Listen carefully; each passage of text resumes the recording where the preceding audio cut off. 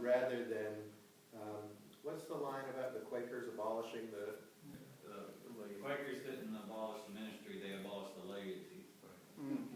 Yeah. So yes, both. So, With those questions in mind, who does your heart break for? And why have you gone into ministry?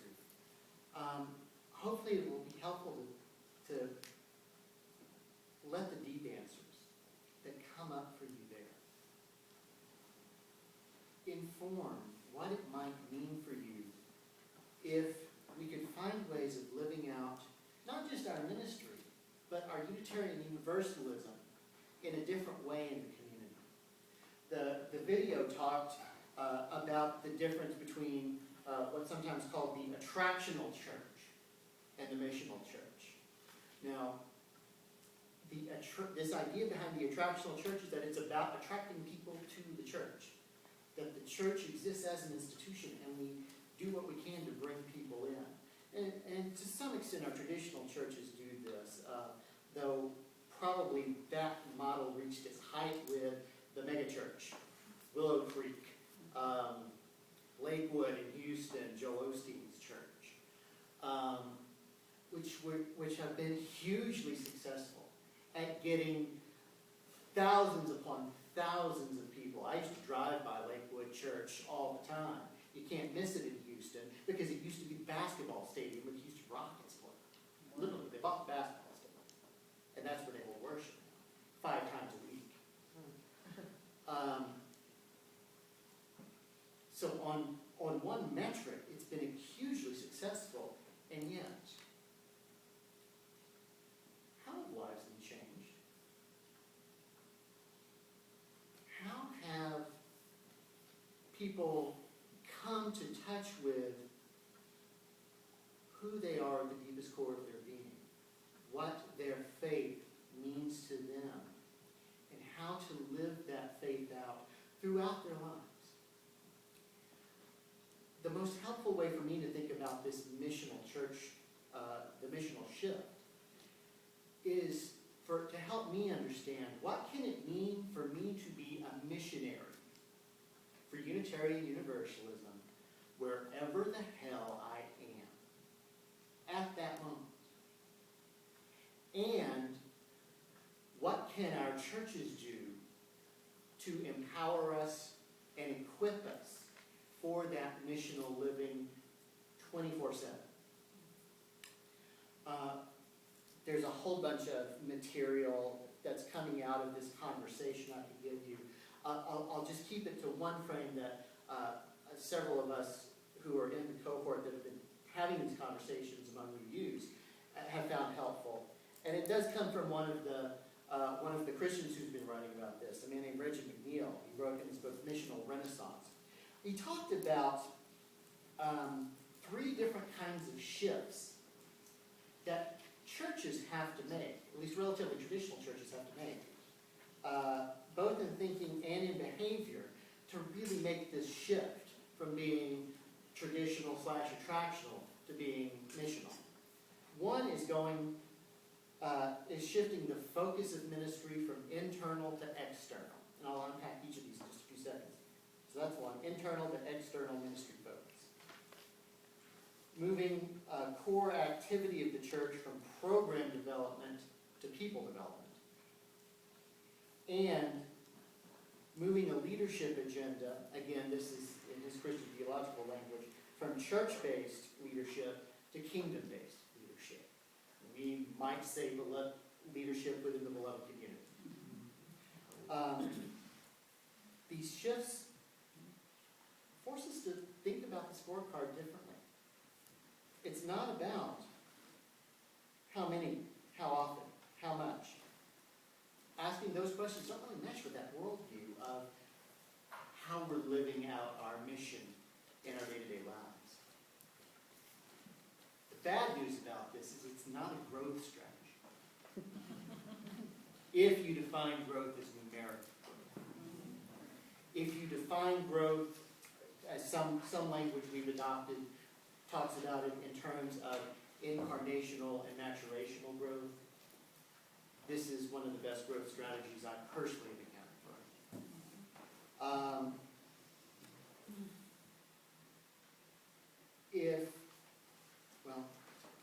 Do people know the term from incarnational and maturational? Thank you for that, Jay. Lauren Any questions on Mead that? from the Alden Institute has 4 kinds of growth, or 4 that I know, I guess I just said 5.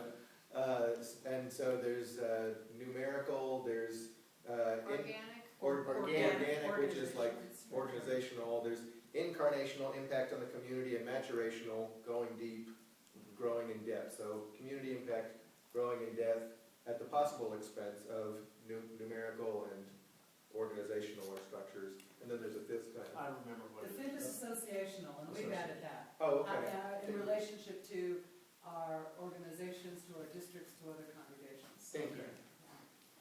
The focus here, not to say that the others are excluded, but the focus here really becomes about how are we incarnating our faith in the larger community.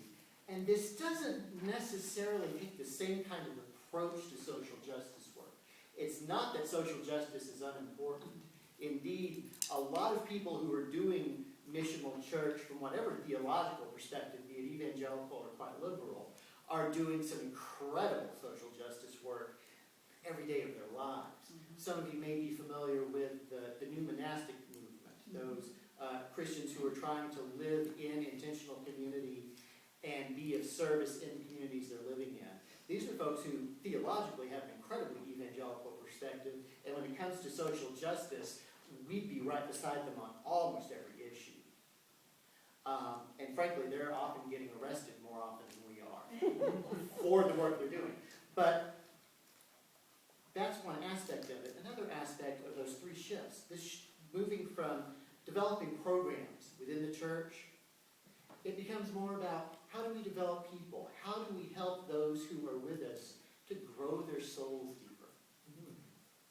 And to come to a deeper and fuller connection with what is ultimate for them. And how that deeper sense of ultimacy empowers them to live out their lives with their interactions with others in ways that are spreading our good news. And in that last shift, it becomes less about training leaders to serve within the church. Not that that's unimportant, but it becomes less about that than it becomes training people to lead, to live out the mission, to build a beloved community, not just in society, but locally, in individual relationships. Do you want to say a little bit more about that? Yeah, I guess I've thought about, so if this is sort of nested bowls, or, go from cell to the individual, to small group, or family, to congregation, to local community, to society, to the cosmos. Oftentimes in our Unitarian Universalist culture, we're talking about the individual, and we're talking about the congregation, and we're talking about society. And sometimes small groups, but individual, how can they serve the congregation, fit into the congregation? We staff for membership coordinators to help people fit into the congregation becomes our terminal goal, and when we think really big, we're thinking in terms of social change at that broader scale, changing laws, changing, and the missional outlook, and here I guess I should say, this is something that's made me say, so I'm not trying to sell it, but from what I understand of the missional outlook, because it is so intensely relational, I would not go out, advocating for categories of people, for sort of things abstracted from my own neighborhood. I would more be inclined to be working in my neighborhood, in my cities, and in that kind of,